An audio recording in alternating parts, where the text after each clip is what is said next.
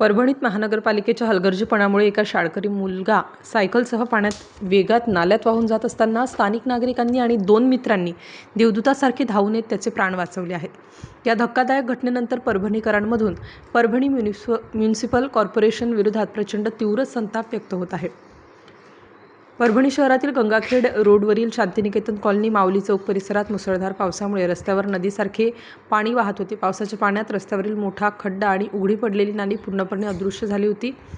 एक लहान शाळकरी मुलगा सायकलवरून जात असताना त्याचा अंदाज चुकल्याने तो सायकलसह थेट पाण्याच्या तीव्र प्रवाहात जाऊन नाल्यात वाहून गेला।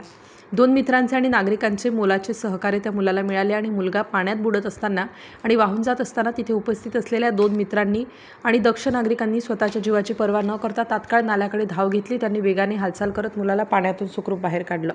या सतर्कतेमुळे मुलाचे प्राण वाचले आणि एक अत्यंत मोठा अनर्थ टळला। सध्या या थरारक सुटकेचा व्हिडिओ सोशल मीडियावर प्रचंड व्हायरल होत आहे। Star news bureau